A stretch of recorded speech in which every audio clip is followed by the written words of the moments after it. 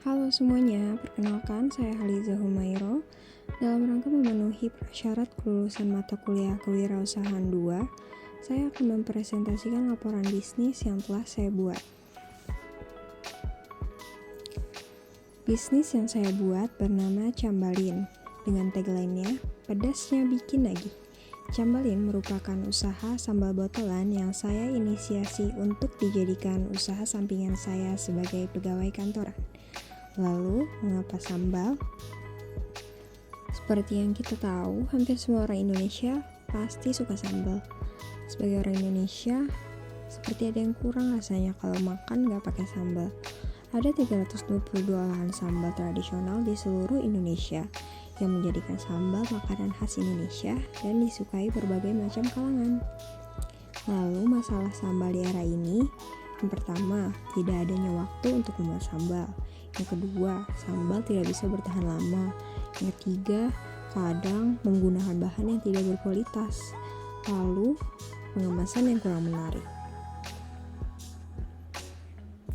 Lalu, potensi usaha sambal yang saya lihat, target pasarnya luas, lalu mudah untuk dipasarkan, dan bahan baku mudah untuk didapat, modal tidak terlalu besar, dan keuntungan yang menjanjikan. Faktanya, dari presiden sampai mancanegara juga suka namanya sambal. Sehingga solusi yang kami tawarkan adalah Cambalin. Yang pertama, pengemasannya higienis, memenuhi standar pasar Indonesia. Yang kedua, menggunakan bahan berkualitas tanpa zat pengawet. Dan yang ketiga, cita rasanya khas, lokal, dan otentik. Berikut timeline perusahaan. Bulan pertama adalah survei pasar dan penentuan varian. Lalu dilanjutkan ke bulan kedua, penentuan lokasi usaha, persiapan bahan baku, proses produksi, proses pemasaran. Lalu bulan ketiga masih di proses pemasaran dan pembuatan laporan. Proses produksi Cambalin. Keunggulan Cambalin adalah hanya menggunakan bahan yang berkualitas dengan proses pembuatan sambal dilakukan secara higienis, menghasilkan sambal botolan yang praktis dan siap disajikan kapan saja. Yang pertama, kita memilih bahan baku yang berkualitas. Lalu yang kedua, pengolahan bahan baku dan penggilingan. Yang ketiga, proses pembuatan sambal. Yang keempat, pengisian sambal ke dalam kemasan. Dan yang kelima, pengemasan dan penyimpanan produk. Terdapat 3 varian dari Cambalin. Yang pertama sambal matah, yang kedua sambal bawang, dan yang ketiga sambal cumi. Berdasarkan hasil kinerja para pekerja yang hanya terdapat 2 orang dapat menghasilkan 3 varian produk Cambalin, diantaranya sambal matah, sambal bawang, dan sambal cumi. Dengan masa produktif yaitu 8 hari dalam sebulan, dapat menghasilkan 160 botol. Dan dalam waktu 2 bulan terakhir menghasilkan 320 botol sambal. Biaya produksi sebesar 2.063.000 per bulan, biaya tidak tetap 1.998.000 per bulan, dan biaya tetap 65.000 per bulan. Dengan harga jual botol rata-rata 25.000 per botol, asumsi 1 bulan 160 botol, maka keuntungan per tahun adalah di angka 23.244.000 dengan payback period 0,12 tahun atau 1,5 bulan.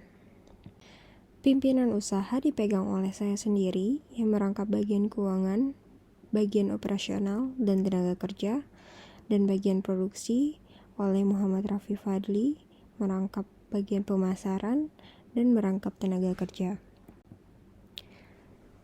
Segmentasi yaitu pecinta rasa pedas tinggi, rasa tradisional, variasi rasa, dan rasa lokal. Dengan targeting masyarakat sekitar Jabodetabek, para masyarakat menengah ke atas, pecinta rasa pedas, dan para anak muda sampai dewasa. Lalu positioning, fokus pada kepedasan ekstrim, penekanan pada kualitas baik rasa ataupun kemasan. dan rasa autentik, inovasi variasi rasa, atau pendekatan pada aspek lokal. Kita melakukan promosi penjualan di marketplace, kehadiran dalam acara kuliner, pemasaran melalui media sosial, atau kolaborasi dengan influencer kuliner. Lalu marketing dengan mulut ke mulut dari teman kantor, sistem afiliasi, serta melakukan promosi pada story Instagram dan merepostnya dengan review. Lalu produk yang kita buat adalah jenis makanan ataupun bumbu untuk pelengkap makan yang orang sudah tidak asing lagi ketika melihatnya.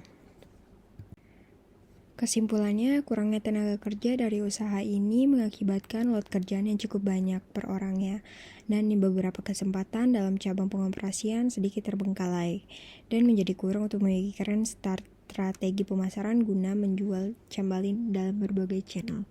Persaingan yang ketat juga terjadi karena banyak pesaing yang menawarkan produk sambal botol serupa. Solusi yang dapat dilakukan adalah meningkatkan keterampilan serta menyicil untuk menyediakan keperluan yang dapat meningkatkan kecepatan dalam produksi. Kebutuhan investasi yaitu bahan baku dan kemasan sebesar 22%, biaya upgrading pegawai 8%, sistem produksi 45%, dan marketing iklan 25%. Strategi pengembangan Cambalin sebagai UMKM yang bergerak dalam bidang makanan olahan memiliki orientasi global untuk mengoptimalkan sumber daya lokal di Indonesia. Di 2024, kita bermimpi untuk memiliki pabrik pengolahan modern, lalu 2025 1 unit pengolahan di tingkat plasma, lalu 2026 memenuhi target 5% pasar lokal, lalu di 2027 memenuhi 1% target pasar ekspor. Terima kasih atas perhatiannya.